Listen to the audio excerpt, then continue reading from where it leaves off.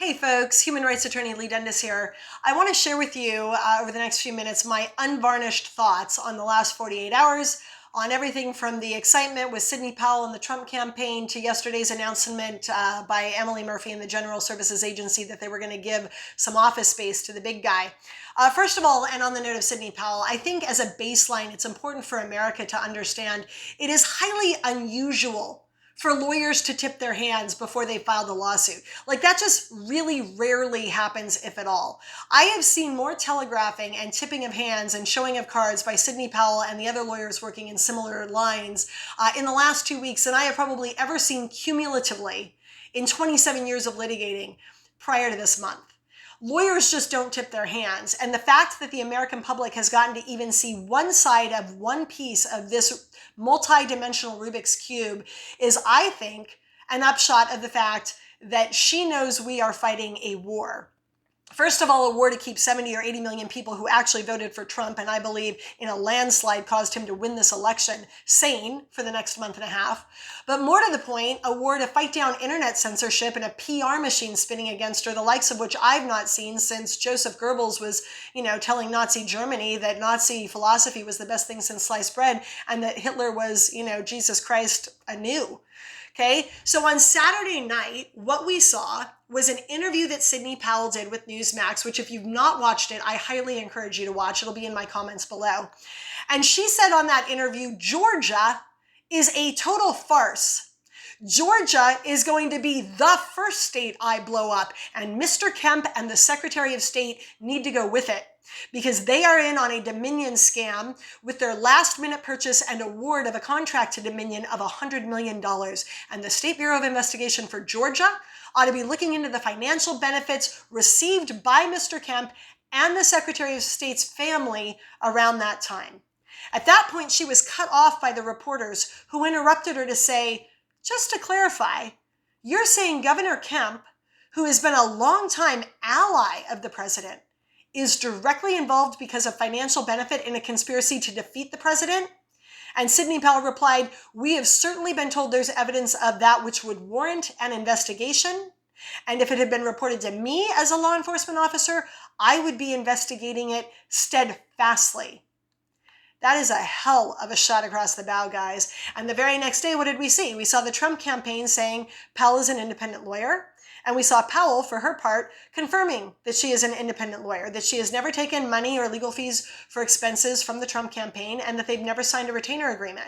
So the first thing to know here, guys, is nothing has changed in the last 2 months vis-a-vis Sidney Powell's relationship with the Trump campaign. The only thing that's changed is what was publicly spun out there for us to digest.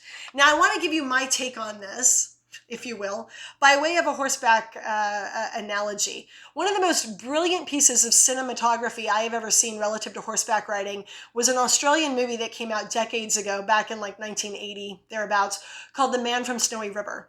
And in this movie, Kirk Douglas starred as a rancher whose prize stallion escaped from his ranch and went off to join a wild herd of horses. And he offers up £1,000 to this ragtag group of Australian cowboys from, a long time ago. This was set in the past, to go chase down this herd and retrieve his stallion. And at the very end of the movie, you see the herd of cowboys riding hard against, this group of horses, wild horses, and they run them all the way up to the edge of a cliff where the horses stop. And then you see the camera zero in on the stallion in the middle of this herd of mares. And the stallion looks at the cliff and he looks back at the riders chasing him. And he wheels in a circle and goes up on his hind feet in a rear, issues a piercing whinny, and proceeds to drive his mares and himself over a veritable cliff. It was a cliff that they ran those horses over. And you see Kirk Douglas turn to all the guys who were riding hard with him to retrieve his stallion. He looks over the cliff and he goes, you can bid that mob good day. They're gone, basically. And then you see the actual star of the movie come riding up. And he is riding to beat the band. I mean, his horse is working a lather, a sweat like you've never seen. Good old mountain horse, nothing to write home about, but steadfast as they come. And this kid on this horse rides up and parts that sea of cowboys like Moses at the Red Sea and proceeds to ride his horse on the heels of this group of horses over a cliff that is steeper than 45 degrees.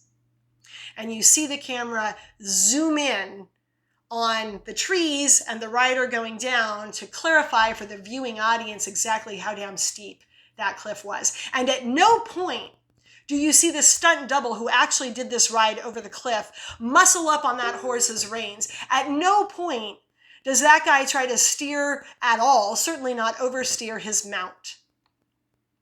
The moral of the story is this, and anybody who has ever ridden a horse, as I grew up doing, knows what I'm talking about.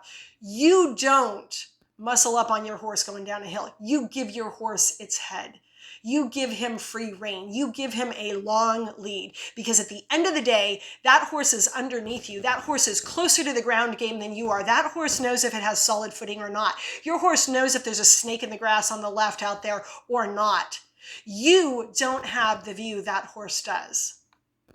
You give your horse its reins. And all we saw this weekend was Sidney Powell announcing by way of an interview that she was about to ride not just a few people, but the entire planet who is watching this drama unfold over a cliff that is steeper than the one I just talked about. And then you saw the Trump team give her their trust and her independence so she could do what she needed to do. She is going to be detonating nuclear bombs, if I had to guess. She has said she will be, and she's already started doing it. And nobody needs to be standing too close to that, not least the man who stands to benefit the most. There is a big difference right now in the way that Giuliani and Powell and the other lawyers have divided the pie. Whenever you hear Rudy Giuliani take the microphone, you hear him talking about old school garden variety election fraud. Ballot stuffing, ballots showing up, ballots disappearing, signatures not matching, envelopes being discarded, observers being kept a football field away so they couldn't actually watch what they were supposed to be watching. That is garden variety, not very sexy, except maybe as to the scale of the fraud, but otherwise not very sexy fraud. When Sidney Powell takes a microphone, you hear her talking about something entirely different. You hear her talking about an electronic coup. You hear her talking about this coup having its tentacles going back into various agencies in our government, including the CIA. The people who are going to fall and the heads that are going to roll if this coup actually gets known, as I believe it will be, is unparalleled. There are billionaires that stand to be trillionaires off of what is happening right now. There are entire countries that we have rigged the elections of using the software to install the people we wanted in there. And if she does what she is going to do, it is going to be on an order of magnitude heretofore unknown. She needs to be able to do what she's going to do, and that's all you're seeing play out. Okay, so when you see Giuliani take the microphone and you see her take the microphone, I want you to listen closely, because what they are talking about are worlds apart. Really quickly on the General Services Agency and Emily Murphy giving Biden some office space. All I see is a woman who did the right thing, not because Trump asked her to, just because she was charged with doing the right thing as head of this agency that gives transition teams their due. And you have seen her holding the line for days and weeks on end. And she has been put under heavy fire. The left has castigated her. She was under death threats. Her family was threatened. Everybody near and dear to her was threatened. Her pets were threatened. And finally, yesterday, you saw Trump go, enough.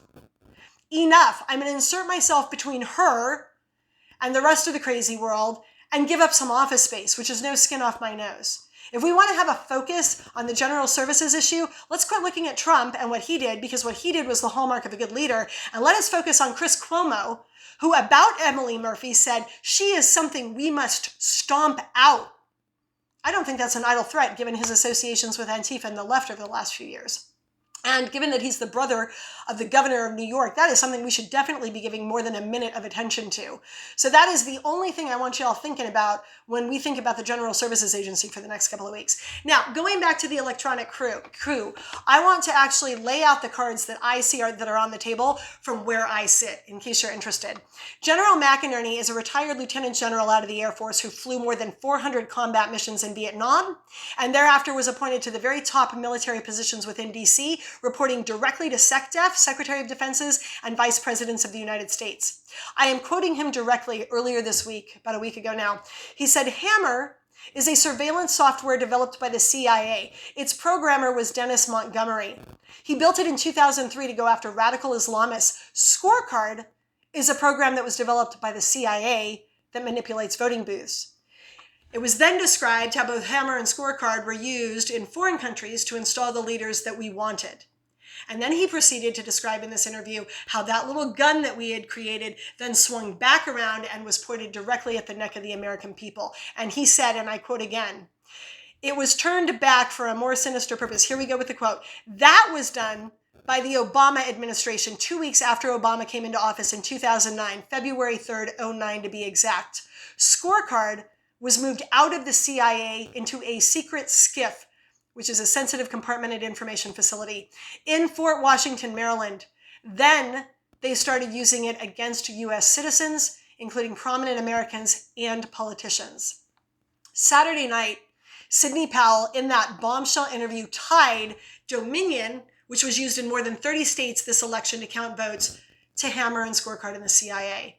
She said that the Dominion software, they have evidence, came from the backbone of the Hammer and Scorecard code, and that it was directly from our own CIA. So what does Dominion do if you're not familiar with it? According to a Santa Clara County contract in our state with Dominion, it allows the staff to adjust votes. That's a direct quote. Dominion's founder is actually on record saying he can, quote, change 1 million votes. Okay, on a dime.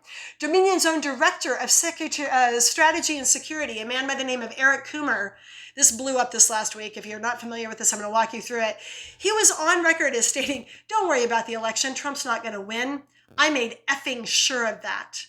Again, this is the head of Dominion's security and strategy. A man who owns not one or two, but 12 U.S. patents on election software and systems, and who holds a PhD in nuclear engineering, and who works at Dominion as their head of strategy and security, and he wrote the code on Dominion, and he is on record as saying, "Trump's not going to win. I made effing sure of that." Those calls he was having where these words were intercepted were calls, by the way, with Antifa, which should scare the living daylights out of you, and they were intercepted by a man called Joe Altman, who had infiltrated Antifa and was able to get it on tape. Dominion's own handbook says the ability to switch votes is a feature of the system, guys. And Sidney Powell said, and I quote again on Saturday night, "These things are features of their system, and we're supposed to think the states didn't use the features? Come on." Right? She also went on to note Dominion ran an algorithm in at least one state, and possibly every state where they worked, that had 35,000 votes added to every Democratic candidate. I repeat, 35,000 votes added to every Democratic candidate. She further said that this algorithm could make a vote for Biden worth more than one for Trump. That was the first step of the system, to weight the vote. So a Trump vote is worth only 3/4, while a Biden vote is worth 1 1/4. You can see the report in the records of the fractional numbers. It's nuts. If you're not familiar with the conflicts of interest, guys, the conflicts of interest here are huge. Smartmatic ran software. Smartmatic was bought by Sequoia. Sequoia was merged with Dominion. Smartmatic is Dominion. On Smartmatic's board sits a man by the name of Neffinger. Guess where else he sits? On Biden's transition team. I don't care if we agree on nothing else. We need to agree on this one point. If you're going to go work for the guy who ultimately is elected in this election, right, potentially, then you need to not be controlling through your seat on the board the software that calls the election. That is called a damned conflict of interest. Citel, who is a Spanish voting systems provider that we were using in Colorado, California, Texas, and Georgia, okay, they have ties to Ovum. They admitted that in a press release. Ovum's chief research analyst works with the Global Business Coalition that was founded by George Soros. These are huge conflicts of interest. Citel, the system I just mentioned, was adopted and abandoned by 4 countries, Australia, Ecuador, Norway, and the Swiss, who said they abandoned it, and I quote, because they found a deficiency in the code that allows systems operators to alter votes undetected. That is what Dominion did. That is what Citel did. Dominion admitted last week it gave donations to the Clintons and hired a former Pelosi staffer. She's 3rd in line right now. Okay, we've got Democrat congressmen and women for almost 20 years saying these systems pose a national security risk, right? And you got Sidney Powell saying these things are federal felonies. Every time she turns around, she says altering votes is a federal felony. This is fraud, guys, at the highest levels. You don't need to be Einstein to figure it out. Okay, you do not flip a coin 186,000 times and have it get tails every time. You don't have 19,500 votes go missing from the Republican column and show up in the Democrat column. Your candidate might plateau, but at no point when the votes are being counted should those votes roll backward. You don't have 105% voter turnout in some of these swing states, okay? In Wisconsin, the voter turnout annihilated the earlier records by 30 percentage points, and statisticians went on record saying the odds of that occurring were 1 in 52 million. It represented not just a virtual statistical improbability, but a statistical impossibility. My communication channels indicate Trump won this by a landslide. General McInerney stated earlier this week, if not for vote tampering, this would have been an overwhelming win for Trump. If Republicans lose this election, they will never win another one again. It'll be hammer and sickle, and the flag of Russia and the Soviet Union and communism, it will be flying high here in the United States. China and Russia and others will own us. On this cautionary note, I want to try to wrap up on a couple of more hopeful and optimistic notes. First of all, again, guys, without fairness in voting, we have nothing. All we have is a sign on our back that says for sale to the highest damned bidder. For any Democrat or Republican or independent to not be clamoring for an investigation of this electoral fraud right now is a betrayal of your own country. Because while you may not be in the sights of that gun right now, trust me, on one of the elections in coming years, you will be, and you will wish you had asked for an investigation, okay? Not only is it, in my book, treasonous to not call for an investigation of voter election fraud that very well may have swung the presidency in a certain direction, which is basically an overthrow of our government. It is also a slap in the face to every single veteran who ever fought in a war. Some of you guys have heard that my grandfather fought in World War II. He had not one or two, but 3 ships bombed out from under him. He was standing on the decks of the USS West Virginia on December 7th when it went down, and he hand over handed his way a line to the USS Tennessee, woke up in a hospital in Hawaii. A week later, they shipped him out for Australia. His ship was bombed again, miles away from Australia's shores. He swam into Australia. They put him on a transport to Fiji, and that was torpedoed. And he spent 4.5 days in a life raft with no food, no water, and 1 bottle of rum for him and his mates, on which he survived. This country was built and sustained on the backs of people like that. Men of courage who had guts of steel and who knew damn well it was better to go down dying on your feet and fighting for justice than ever taking a knee to tyranny. About tyranny, Thomas Paine said, tyranny, like hell, is not easily conquered. Yet we have this consolation with us, that the harder the conflict, the more glorious the triumph. 6 days ago, Acting Defense Secretary Christopher Miller, who was just appointed, right, by President Trump, which I don't think is a coincidence, ordered Pentagon's top civilian overseeing the military special ops commands to report directly to him. This is not a coincidence, guys. And I want to quote to you as I end here today from his speech, because it is very relevant and I want you to listen to what he said. I can think of no better place than here, the original home of our Special Operations Forces, to enshrine a stronger support for the next generation of special operators, hardened by combat, unrelenting deployments, who understand the fundamental nature of war, and who remain committed to defeating every threat, who are undeterred by the high price of victory. De oppresso liber. God bless our men and women in uniform, and God bless our nation. This man said defeating every threat. You will note he didn't say where. And then he went on to praise the men who remained undeterred by the high price of victory at a time that we're not really at war. And then he closed on De oppresso liber, which is the motto of the U.S. Army Special Forces, and it means from being an oppressed man to being a free man. Stay the course, folks. Our freedom demands it.